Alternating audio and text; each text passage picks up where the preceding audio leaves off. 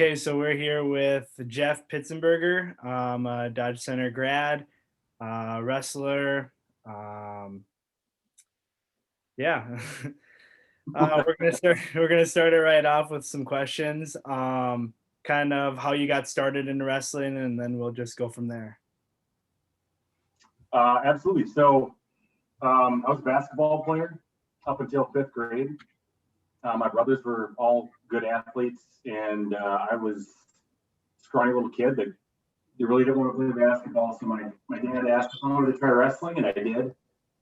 I was absolutely terrible. Fifth grade. I remember going to a wrestling tournament in Prior Lake, and I couldn't remember which way was up. I was spun in circles, twisted, and got my fourth place trophy though. Yep.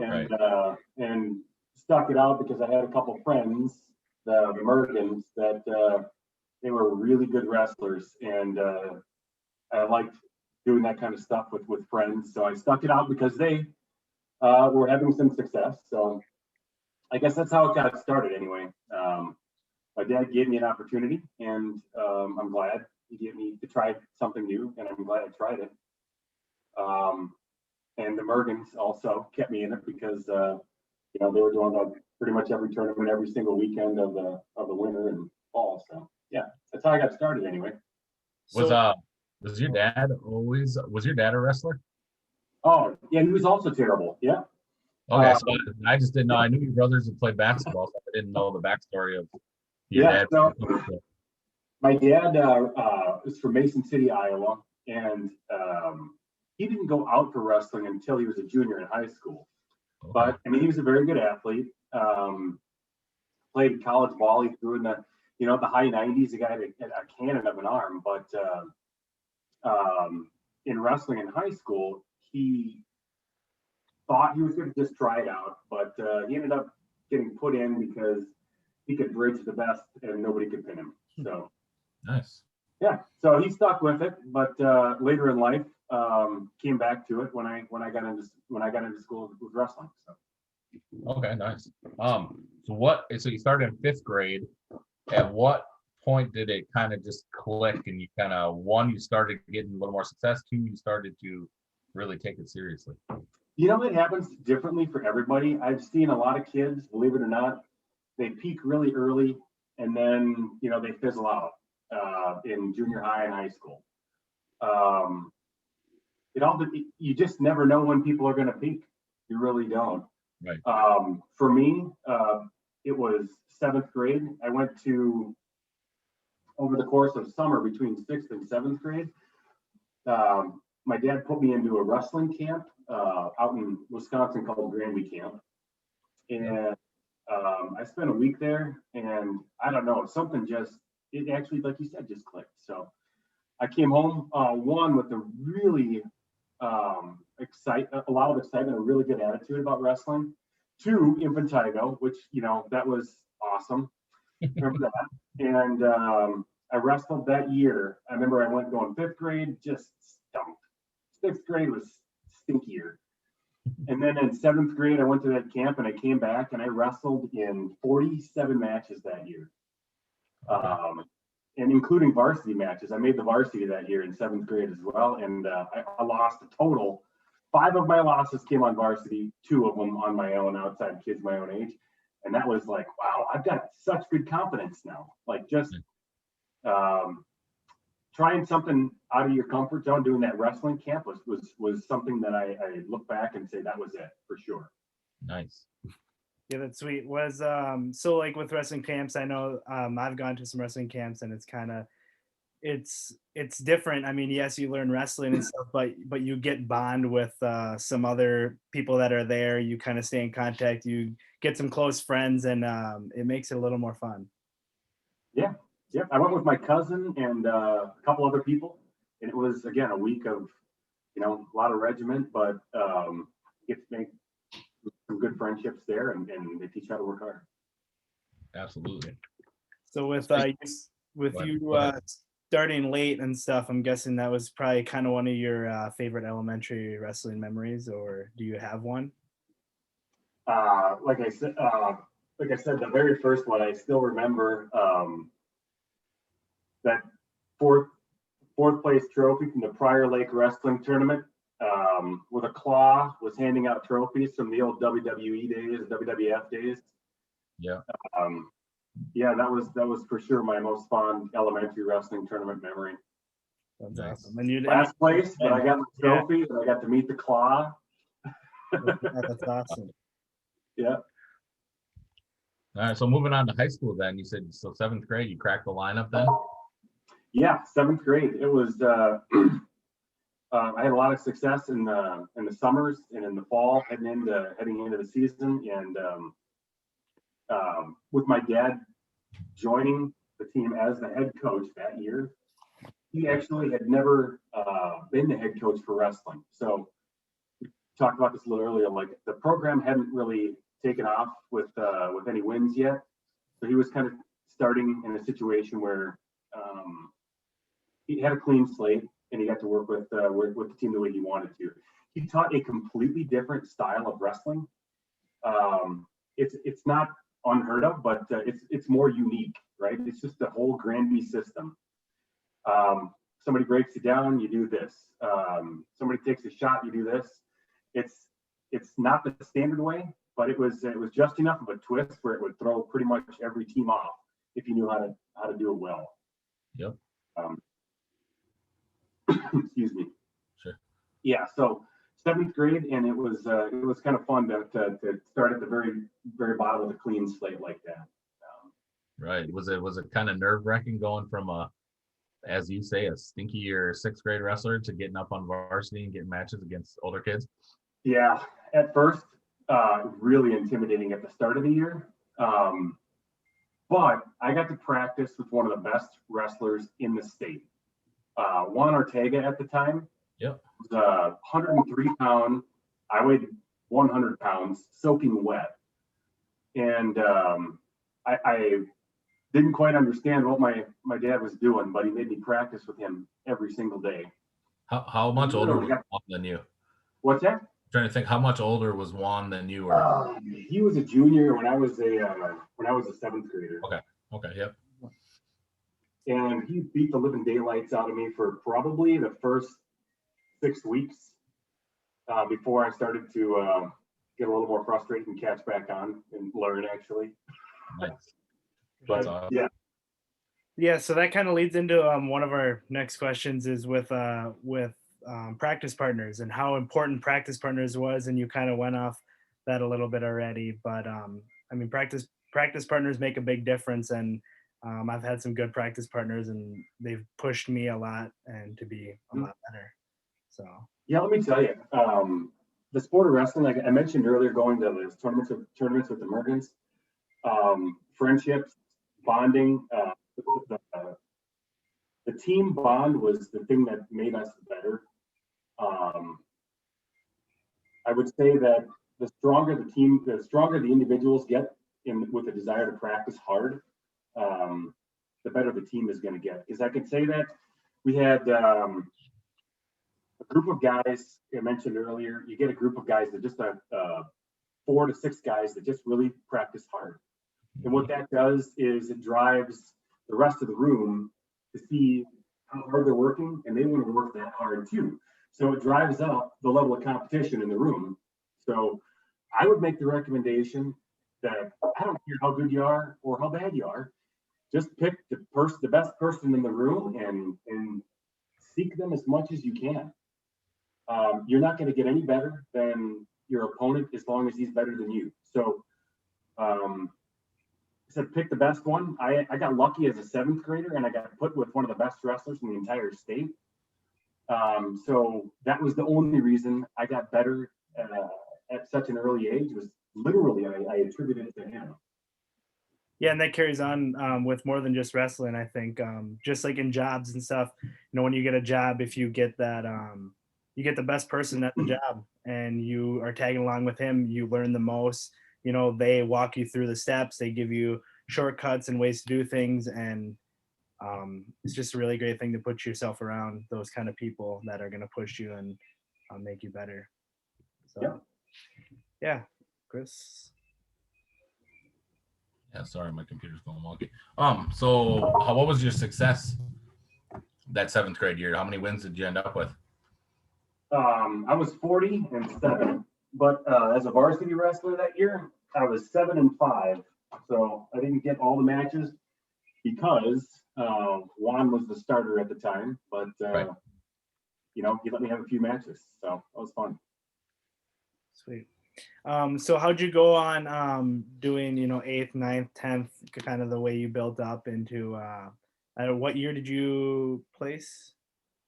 That was my junior year, yeah. Junior year? So the progression was 8th grade. I had some again, just started to take off, and it felt good. I did win the subset. We had back then it was subsections, then sections, then state. Yep. So I had won the subsections, moved on to sections, and I did get beat. I had a good year though. I think it was I don't know. It was high 20s and a low, single digits. Like I was 28-5 or something like that, or whatever it was. But I had a good year. Similar year, freshman year.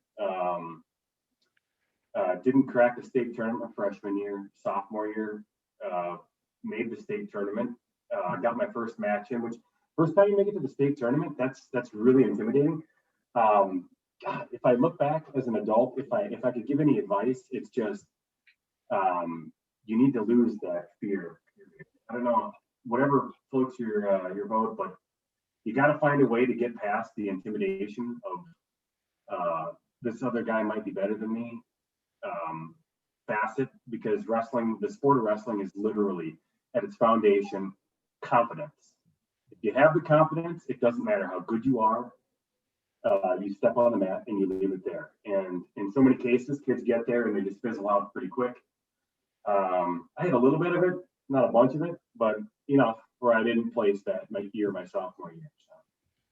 Junior year, came out of the gate, felt like $1 million.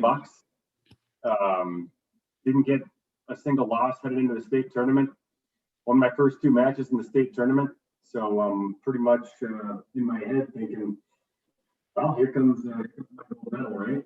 And I had a kid that was willing to work a little harder than I was. And in that instance, remember you said talk about having confidence and leaving it on the mat? Yep. I think that was too much confidence. so I took something for granted, and I ended up getting beaten, and I placed 5th that year. So I finished 38 and 2 that year. And this is my senior year. Again, heading into the state tournament, I was 38-0. And the first round, I was wrestling a kid that wasn't that great, but I took him down, let him up, took him down, let him up. And on the third one, I was having a little too much fun, I guess. Cocky, I guess that's what you'd say. But I got thrown in a headlock and pinned. So, one of those things you look back at it in wrestling. Some things happen, you learn every time. But it wasn't the end of everything for me. It was just another step saying, hey, you need to watch yourself. You need to check yourself. Wrestlers in of their nature want to keep their fingers. They react extremely quickly. And almost a life lesson was taught right there. That you need to stay focused and don't take anything for granted. So that guy ended up losing his next match. So good news is that the number 1 ranked wrestler 2 years running never won the state and got knocked out in the first round. Stuff happens, life lessons. Right, absolutely. So that year, if I remember right, you guys had a lot of success on the team level too, right? Oh my gosh, I couldn't be more proud of that team. We went from 0-14 to 1-13 in 8th grade to 4-9 as a freshman to I think 9-5 as in the conference as a sophomore. Junior year, I remember we went undefeated in the conference, 9-0, clean sweep. Senior year, undefeated in the conference, 9-0, clean sweep. Everybody on that whole team contributed. It was such a fun thing to watch, going from such a tough way to win to actually winning. Right. What was it like for all the kids that end up watching this? I mean, I'm guessing packed gyms, everything. I mean, you guys are You know great, what? right? Believe it or not, we had an entire the class really supported wrestling as we got better. Right. We kept getting more and more and more people, and eventually, because we were, conference champions, you get essentially on a Friday night or whatever it's going to be, you have the whole town in there. The gym was pretty dang full, watching everybody step out on the mat, doing their part as a team. That would be pretty awesome. Yeah. That's awesome. I know both from Hayfield, throughout going through my high school, it was kind of the same way, started off a little rough, and then we combined with Blooming Prairie my junior year, and we really just kind of went off. We had a lot of support from the community, and we went from, having 5 families in the stands in a dual, empty gym, to a full gym. And after you get your hand raised, you got the crowd going crazy, and it's pretty cool. It's a cool feeling, and knowing that, you're not just having the success, your whole team is, and they're cheering on your friends, and it's awesome. Yeah, and Hayfield was always a fun rival when I was in high school. Golly, I mean, we had there was a bunch of them, the Bartholomew's and the Pikes and the Steversons, and man, it was just a fun matchup all the time. Yeah, they had some studs back then. Yeah. So go ahead. So with high school, did you continue doing camps throughout high school? I did the Granby camp a couple times, and as I went, we had more and more wrestlers from the team actually join the camp, so it became a group thing, a really fun thing to do as a team. Obviously, created more bonds, created more camaraderie, and we learned, especially. What I tell you about camps. Yeah, for sure. Did you do any freestyle or Greco or any summer wrestling other than the camps? No, I got to do a little bit of freestyle, but I was a baseball player as well. But so I stuck with wrestling during the season, and left it at that. Later in life, obviously, after high school, I ended up I wrestled for Mankato State for 1 year, and then moved to lacrosse, and finished out my wrestling career there. But that's when it becomes a little more, 2 seasons or 3 seasons, depending on how committed how much effort you're gonna put in there. Did you ever feel that there was some added pressure being coach's son? Oh God, no. He was the best. Like I mentioned, he was starting a brand new, pretty unique wrestling style, and I remember sitting in the basement with him at the house on it must have been a 10-inch television screen with the VCR, and he was plugging in, Granby Session, Volume 1, Tape 1, right? Inside step, right? So we were in the basement kind of just practicing things as a pair, and he was learning essentially while I was learning. So how fun is that? Well, usually your coach is the most knowledgeable person in the room by 100-fold. And now the coach is literally learning the system as the coach with one of the wrestlers as the season is progressing. So that's funny. I mean, he was literally watching the video, and then the next night of practice, we would be going through that as a team. Nice. So, yeah, I know. I mean, Brian Garnis was one of our coaches here, and I know the Morgans very well. I've heard all about the Granby tapes. Mm-hmm. So when I go in the room, I always check out, they have posters on the wall of all the records and stuff, and I always like to skim through and check out some of the names, and I saw your name up there a couple of times. I know, I think it was under the most wins, was it? Yep. So I don't know if you know that Thing still exists? Yep. Yeah. So we put them up on the wall a few years ago. Yeah. You're still number one with. Do you remember how many? 162. Yep. That's the record. Yep. I think second place was 138 so far. So you still been there a little while. So I just loved watching. I think there was a few other people that came into that 100 club. That's a big thing, and I'm sure there's going to be many more to come, but you hit that 100 club. That's just a really fun thing to be a part of. Yep. My team members that year, I think we had, I think Brian got it. I think Brett got it. I think Kyle Morgan got it.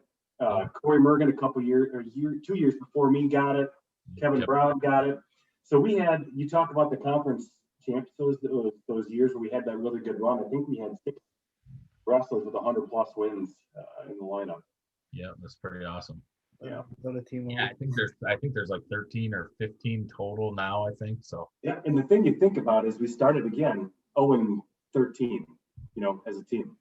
So I mean, just because where you're at now doesn't mean where you're going to finish forever. So right. Yep. And so I didn't see a weight. What weight did you kind of wrestle throughout high school? 135 and 140. Those were my junior year was 135, and senior year was 140. Sophomore and junior 135, seniors 140. Okay. Nice. Yeah. So you kind of talked about college. You went on to wrestle with college. Kind of want to talk about that, the experience, new practice partners, a new team, the differences and stuff like that. It's the same as high school, only they practice a little more. The practice partners you have are the toughest ones around, so you become better with just about everybody in the room. The camaraderie is the same. I would tell you that the work ethic that comes along with it. You read it everywhere you look about or read it about wrestling. It's such an invaluable skill.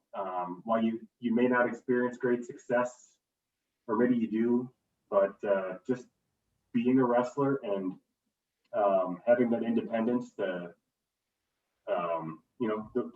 team relies on you, but you still have to win. It's just you out on the mat. It's such an invaluable life skill because not everything in life you're going to have your hand held. So while I'd say that sport in high school taught me a lot, in college, it was more, that created more of the I'm not intimidated by anybody attitude anymore. So I had a little bit of that in high school, and then a little, peaks, valleys here and there, but got that leveled out in college, and that was the life skill that college wrestling taught me. Right. How was your success throughout college? Did you make the starting team? Yeah.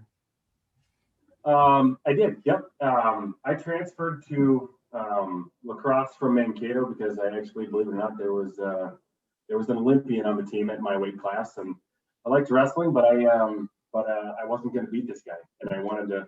He was my age, so I had to figure out something else to do. So I transferred to lacrosse, where I had a friend who wrestled there. Lacrosse wrestling program is, you had essentially Augsburg. Everybody knows Augsburg in Minnesota. Yep. And when I went to school, it was Augsburg and lacrosse, 1 and 2, lots, step with each other every step of the way. So I cracked the lineup my junior year at 149 pounds, and that was quite a stretch trying to make weight. And I never cut weight really at all the way through high school. I think I maybe at most lost 5 pounds. I was on weight every single night after practice, and I started to grow a little more in college and had a little more trouble making weight. So I finished my season my junior year and moved up a weight class my senior year to 157. And I gotta say, that was probably the best decision I had made as a wrestler, is to, and I tell everybody this, is to wrestle what you weigh and wrestle what you're comfortable with. So many wrestlers today, they cut a lot. They cut an entire weight class, move down. And I can vouch for that as a college wrestler, that you get what you give up in size, you gain in speed and energy, kind of thing. So sure. I weighed 60 pounds, but they moved me up to 174. Wrestle 157, 165. It didn't matter what it was going to be, but he just had the energy to go, like the Energizer Bunny. Right. Sure. College was fun. It was really good. What was your go-to move? What's your favorite move? So I was a leg rider. I loved leg riding, and that's something Juan Ortega taught me because I couldn't get that guy off my back in 7th grade, and he's a junior, and really good. It takes that leg riding is kind of hard, right? And once you figure it out, but now I got a junior on my back, trying to figure out how to get him off was one thing. So I had a couple. One of them was I would bait people to throw their leg in, but I keep only one of them off to the side, right? And then you get up and they, like everybody kind of posts out like they're going to do a roll forward and try to throw them off. But instead of doing the roll, they fall forward and you do an actual switch in the air with one leg in. So by the time they hit the mat, they think that they were getting ready for that roll, and then they would just kind of belly flop, and you have done a switch if you can do it quick enough before they even hit the floor. So a little bait and switch. Nobody had ever done that around the area, so I was kind of like, "That's mine, that's mine." Yeah, I've never seen that. I've watched a lot of wrestling, and I would like to see that in a full, like in a match. That'd be kind of cool. Yeah, and obviously the other one was the Granby roll. That was my go-to. I mean, we had wrestlers around, like it wasn't just me, it was the entire team. They stopped doing the chop. They were on top. They didn't try to break us down. They just said, watch out, just don't break them down, because as soon as you hit that arm, somebody was doing a flip, and then they were hooking a Granby up and taking you for 5. Nice. That's awesome. So did you go on any like wrestling trips when you got older in high school? I don't know if it was as big of a thing back then, but like MNUSA, like Storm, or any of those kind of teams that you traveled as a team for Minnesota? No, I didn't do any traveling team. Like I said, I just kind of stuck with it during the season. Outside of the season, like there was literally, I just did folk style and then moved on to the next sport. But I think it was my senior year. I had something to prove after I had gotten knocked out in the first round. I did the high school nationals tournament, the high school association. Yep. And the 52-man bracket that year, I remember that. And I ended up getting 7th, which I was, that was my redemption kind of a thing. And it was just a really fun way to end my high school career, to say, all right, well, I didn't get that, but at least I proved I'm not, I didn't like fizzle out and completely in my head fail myself. So wrestling is a lot about your own mental ability to process wins and losses. And I couldn't process that one. So I needed something to focus on to finish it out. Right. Sure. So I mean, kind of piggyback off of that. I mean, so moving forward in life now, I mean, can you just tell us like what wrestling has done for you as an adult? I mean, basically all the lessons you learned, obviously they're going to carry. Wrestling, that's what's cool about it. It carries through your whole life. But how much has that helped you in life? Indescribable. I really couldn't tell you. It pretty much makes up the DNA of who I am, period, in a discussion. Whether it's a physical activity or, like Morgan said, something at work, a new job, working with new people. It's developed a skill set that cannot be trained or replaced as an adult. You've got to start at such a young age, 5th, 6th grade, younger in some cases, right? Absolutely. When you're training kids right now, you guys are working with a lot of youthful kids that may not pick it up or fully process it or hit their peak till later in life. So it's just at this point, you guys are trying to make sure that they stick around long enough to realize they love the sport. And once they realize that, that's when really fun things start to happen. You see kids start to blossom. You see them start to really fold into the sport and really bring others along with them once that happens. So I guess I say it's indescribable, but I'm trying to put it to words. It's part of a DNA once you become an adult, that there's really not much that can't keep you down. So if that's the biggest thing, is there's no impossible. That's awesome. One of the last questions I have, which I think is really cool for the parents and stuff to hear as well, that are watching this, is what would you tell a kid or a parent that they're just kind of on the edge of going out, sending their kid out for wrestling? Maybe they, hear about cutting weight and they're like, I don't want, my kids to go through that, and which they don't have to, like you said. Uh, you just got to work harder and stuff. Yeah. What would you tell a kid that is on the edge, or a parent that's on the edge of sending their kid out for wrestling? Well, there's two things. One, it's not just about the wins and losses. It's about creating that lifelong mentality. You don't have to be the best, but what wrestling does for somebody that's young or even old, it's a pretty strenuous activity, and mentally you need to be very strong. So what that does, it prepares you for a lot of things later in life that you don't know what those things are going to be, but they're going to be tough. So if anything, I'd say, don't think about this as the wins and losses. That's the first thing. And the second thing, this is, it's about developing, a good human being, somebody that's willing to work hard and put in the time and effort that's required for something, anything for that matter, that requires some effort and not instant gratification. Yeah, couldn't have said it better myself. So since post college, what have you been up to ever since? For all the non-wrestling fans that might see this on Facebook and want to see what Jeff Pitzenberger's up to. Well, I'm still back in wrestling, but I right now I'm involved in a lot of the youth programs right now for coach pitch baseball. Right now I'm coaching the 1st and 2nd grade program in Delano, Minnesota, for wrestling. For those that know, I work in the steel industry and selling metal, and live in Minneapolis. I've got 2 kids. Both. I've got a wrestling mat in the basement, actually. Schlichting sold me his old mat, so I picked it up and I've got it in the basement. So I send the kids down there when they can't keep their hands off of each other. Nothing better than hearing the screaming downstairs versus upstairs on the hardwood floors.